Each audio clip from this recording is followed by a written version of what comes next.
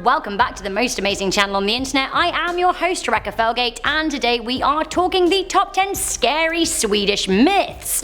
The question is though, are they actually myths, or do they have some grounding in the truth? Let me know what you think in the comments section down below. We can play a big game of truth or myth. Also, before we get started, why don't you let me know what you like the most about Sweden? You actually don't have to have been to like stuff about Sweden. I haven't been, but I think that actually they're really good at football these days, and I love how happy everyone seems to be. I feel like they've seemingly figured out their work-life balance. Hurrah for Sweden! I'm wearing yellow in their honour. Of course, don't forget to like this video and share it with a friend, and check out the links in the description box for our sources and our most amazing Instagrams. Alright, let's do this. What a beautiful cow that is at number 10. We have HULDER. Oh, I am here for HULDER. HULDER is also known as Huldra or Hilda. She's a seductress who lives in the forest. She lures men in with her outward beauty, long flowing hair and charm, but she's easily spotted as she has the tail of a fox or a cow, although she'll try and deceive those she meets by hiding it. Some say she has an entirely hollow back. Often these women will lure men in order to keep them as lovers or slaves, or worse, to suck their souls out. When a Hulder is angry, they get very angry and they become hideous, no longer beautiful. A human can break the spell a Hulder has over them by viewing their tail or their hollow back. If a Hulder marries in a church, it is said that she can be freed of her tail and she becomes human, if she wants. I've always felt like I would love a tail, you know, just there it is. I'd love it. Give me a tail. Coming in at number 9, we have the spiders in the cactus. This myth has turned into a popular urban legend, but it is said that it stems back to Sweden in the 1970s from a man from Spanger. The story goes that one day a couple returned home after a trip abroad and brought back a cactus. Lovely! I love a good cactus. Danny actually bought me a cactus a few months ago and I called it Opportunity after the late Mars rover. Luckily, I haven't seen any spiders coming from my cactus. Opportunity's going strong. This story continues by one night the woman waking up and seeing a huge tarantula spider fall from her plant, and she wakes up the man next to her to capture it. He does, leaving a piece of paper on the top of a glass that he's caught it in, and he calls animal control because tarantulas aren't native to Sweden. The officer on the phone asks for further information and they return to look, seeing that the spider has actually eaten through the paper and escaped. Animal control turn up at the house and capture the arachnid, saying it was very, very poisonous. Apparently it had burrowed into the cactus, growing to full size. Another variation was popular in Gothenburg in the 80s and says that the plant was actually a yucca plant, and out of it burst thousands of tiny spiders who were hatched from eggs inside the plant. What a Trojan horse. Coming in at number 8, we have the NATTMARAS. So this is a Swedish version of a myth I've heard so often that now I think it must be kind of true if so many cultures believe it. A NATTMARA is literally a nightmare personified. She appears as a young woman dressed in a nightgown. She has long black hair, long sharp nails and very pale skin. She's said to be able to slip through a crack in the wall or under a door and terrorize the sleeper by sitting on their chest and giving them nightmares and sleep paralysis upon waking. It seems that the lady can also wilt trees at touch and mess with cattle, zapping them of energy. Coming into number 7, we have the Tree of Evil. Okay, so my information on this is coming from a page that I translated from Google, so if you're watching from Sweden, please do correct me. I know my pronunciation is also pretty bad. So this myth is called Barnmorderkorset, which I believe translates to Child Killer Cross, but again, let me know. The haunted spot is said to be in a tree outside Odshog in Östergötland. Apparently the legend goes back to the 19th century, and it was said that a woman was abused near the tree and became pregnant, with her child murdered by the attackers at the same spot that they had actually attacked her. Those who visit the area say that they hear the cries of a child. It is said that one couple were camping nearby and they awoke to hear the screams of a baby. They were so scared that they left their possessions and never came back. Coming into number 6, we have the Silver Ghost Train and the Abandoned Station. The Silver Pilen or Silver Arrow of Stockholm has been the subject of Swedish lore and legend for over 50 years. In Stockholm, the subway trains are blue. They used to be green. One train, however, is silver. Curious. Now the story dates back to 1965 when people started spotting a silver train every now and then. Sightings were so rare that the train became the stuff of legends. There are a whole bunch of legends surrounding this elusive train, all of them pretty spooky.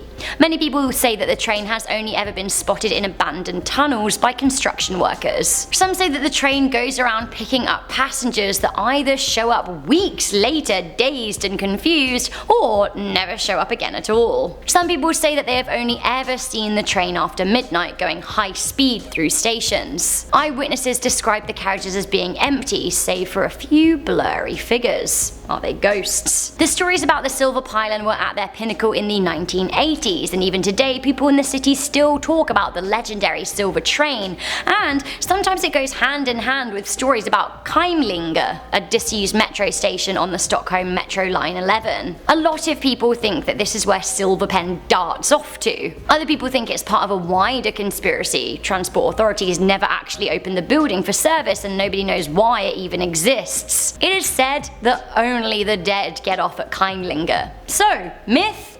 Legend or actual spook? I do love a good train though, I really do. Coming into number 5, we have VITTRA and the hot water. VITTRA are little underground trolls that pop up to milk cows. Generally speaking, the VITTRA are benevolent and like to help humans with their cows, making them easier to milk and generally healthier.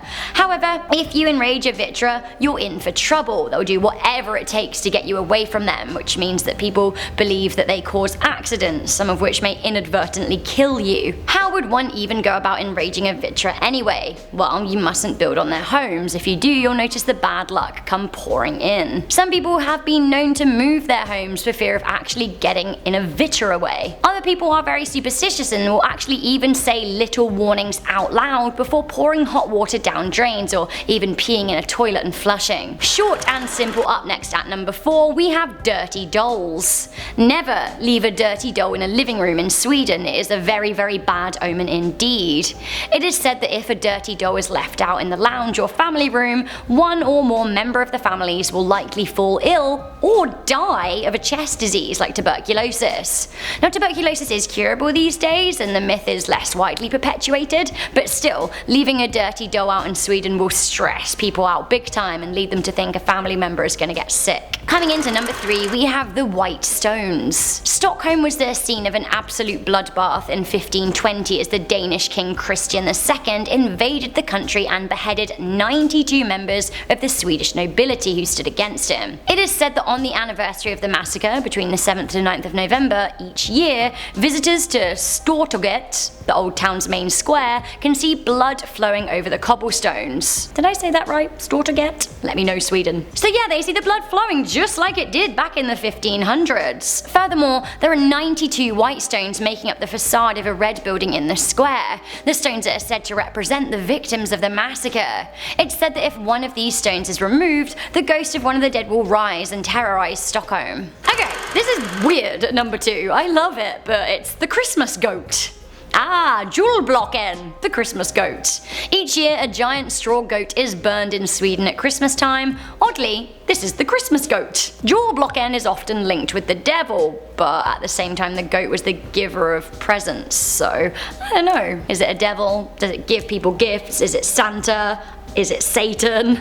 I don't know. Apparently a good Christmas joke in Sweden would be placing a small version of the straw Julblocken in another family's home without them noticing. Trollololol. Continuing on with the mystery goat theme, apparently in Sweden between Christmas and New Year's Day, julbuking is a popular pastime. So this is where people dress up as goats, knock on doors in their horned disguises and sing to their neighbours. The neighbours then have to guess who's under the disguise, and actually, I think I'm really here for this insanity. Not here for this at number 1 though, we have the IKEA meatballs. What is a list about Sweden without IKEA, I hear you cry.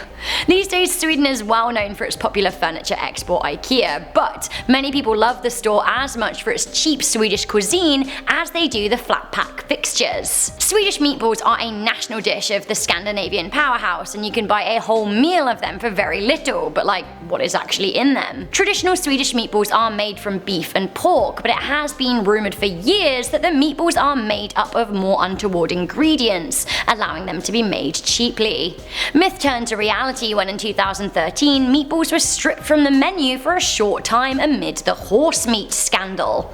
And yes, horse was found in the balls, but this led to people claiming that meaty snacks were filled with all other kinds of nasties too. For example, in China, Chinese people actually stopped eating the IKEA meatballs when they found out that they were made in China and not Sweden as they'd suspected. They didn't care about the horse, but they were worried about other stuff. One Chinese consumer even said, "I don't really care about horse meat. The key point is that if it's produced in China, it probably has rat meat. So, what's in those balls? A good question to end this video on. So guys, that was the top 10 Swedish myths. Which of these do you think may have actually been truthful? Any truth in any of them? Let me know your thoughts in the comments section down below, and don't forget to let me know your favourite thing about Sweden. Strålander. Before I go, I'm going to read some comments from the top 10 scary towns that disappeared. Henry Radley said, I live in the town of Horseheads. It's in New York, and its name's Horseheads because they once found the head of a horse's General Custard's men shot because they were sick and dying. I don't know if there needed to be a comma there or something, but like, that sounds scary. They also said there is a World War I soldier roaming around our town. Ooh, I love a spook. Bam, thank you ma'am said, in 1587, the settlement that would have been the first permanent English colony in the New World vanished from my town. I live about 20 minutes from the lost colony. Ooh, do you live near Roanoke, or is it Roanoke? I'm not sure how you guys pronounce it, but I've read about it loads, and that is such a mystery. Weird. I feel like the purveyor of the weird. Yes. Thank you guys for watching this video. Please do leave a thumbs up and share it with a friend. Stick around because we've got a whole playlist of creeps. I'm your host Rebecca Felgate, and I'll see you guys soon. Bye!